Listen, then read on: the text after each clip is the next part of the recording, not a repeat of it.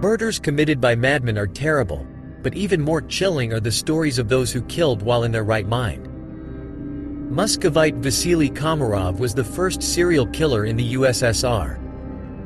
He took the lives of strangers not for the sake of satisfying a vicious passion for murder, but in the pursuit of profit.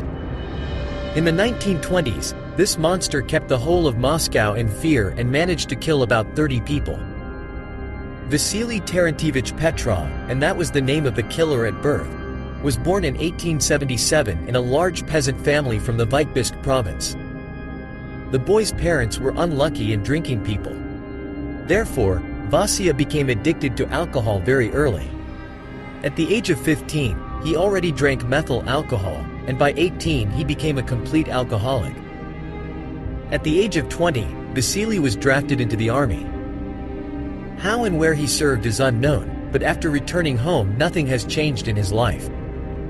For a while, Petrov drank, but then he started looking for work. In 1904 he went to work in the Far East, where Russia was at war with Japan.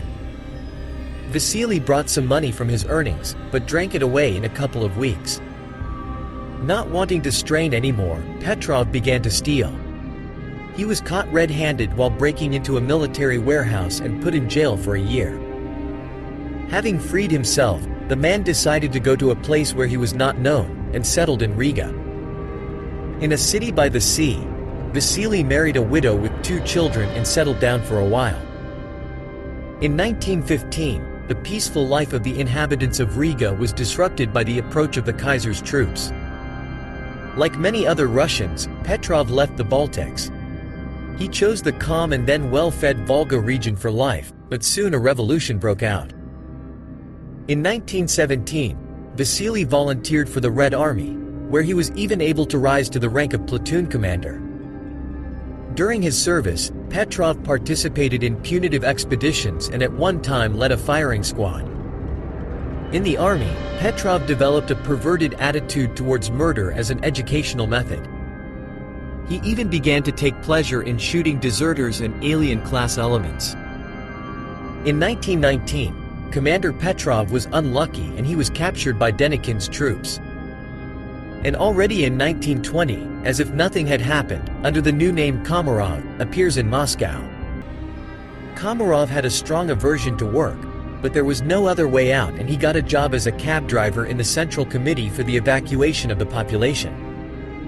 Vasily drove people and goods, which he systematically appropriated. The thief sold the stolen food and clothes in the market. Very soon, Komarov realized that he could not see big money in the civil service. He resigned from the committee and became a private cab driver. Vasily Komarov committed the first murder spontaneously. He was selling a horse in the market and a buyer approached him, some kind of peasant. The plan of easy money quickly matured in the cabman's head. He invited the buyer to his home to hand over the papers to the animal and mark the deal. The peasant did not feel the dirty trick and went home to Vasily, at Shabalovka, 26. Komarov later said that he hesitated before the first murder. He made his decision after a few drinks. Unfortunately, the buyer admitted that he planned to resell the horse. In Moscow, you can buy a good animal cheaply, but in its remote village they will give a lot of grain for it. Already it can be taken to the capital and sold at a profit. Someone else's business acumen infuriated Vasily. He went into the barn and took a rusty hammer there. With it, he hit the drunken guest with all his might on the head, splitting the skull into pieces. Blood flooded the room, and Komarov spent a lot of time cleaning. After that, he acted more prudently. Before breaking the victim's head, the maniac would substitute a bucket or basin. Vasily carried the first victim out of the house under cover of darkness and buried it in a neighboring area, overgrown with bushes and weeds. The first murder was given to Vasily easily and brought good money. After that, Komarov began to go hunting, preferring the horse market of the capital.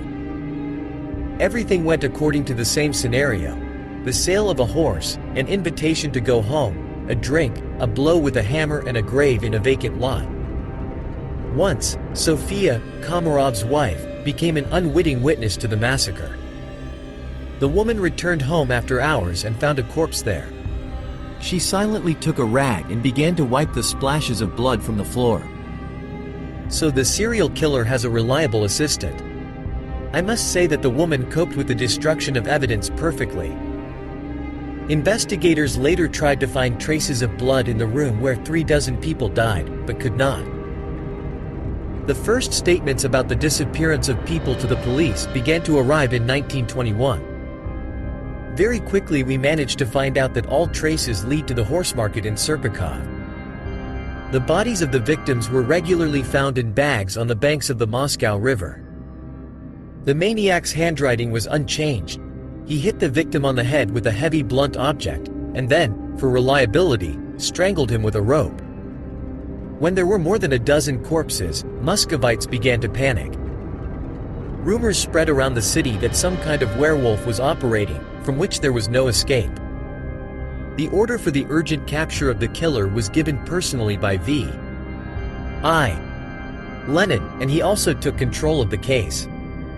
After that, large-scale measures began in Moscow to search for the ruthless beast. Investigators found out that the killer dealt with horses. Firstly, he found victims only in the horse market. Well, and secondly, all the bags in which the bodies were packed were from oats. It was clear that the killer dealt with the victims away from the market, and then also disposed of the bodies. This could mean only one thing. The killer does not just work with horses, but has his own horse transport. At that time, more than 2,000 cab drivers worked in Moscow.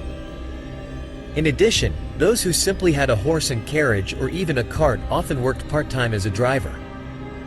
It was impossible to check this army of suspects, and the investigation was at an impasse.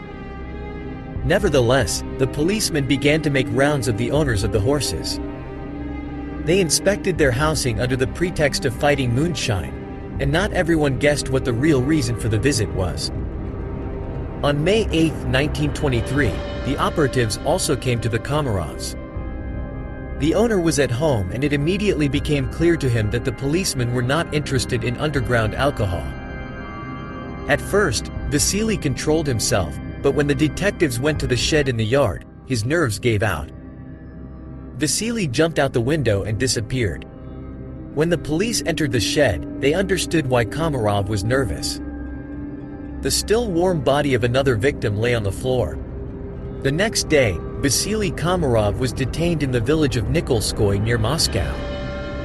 During interrogations, the killer behaved uninhibitedly and cynically. He openly talked about the murders, clearly savoring the details. He called his victims disparagingly "callers" and showed no regret.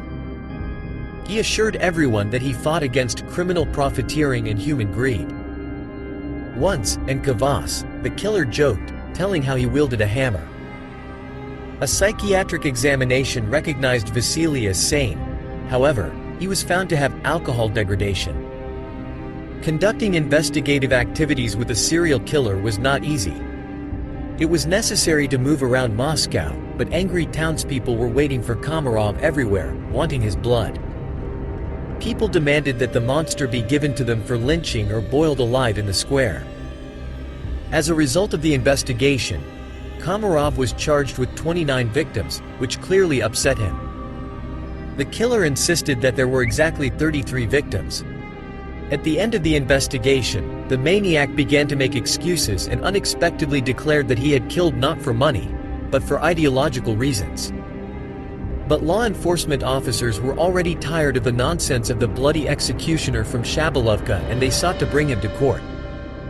The trial of the man-beast took place in the building of the Polytechnic Museum. It did not take long, because the result was obvious. The first Soviet maniac Vasily Petrov Komarov and his accomplice wife were sentenced to death. In July 1923, the sentence was carried out. The children of the killers were sent to an orphanage, having previously changed their names. This is where our video ends. Friends, I will be very grateful if you just like, write a comment and subscribe to the channel. Thank you for being with us.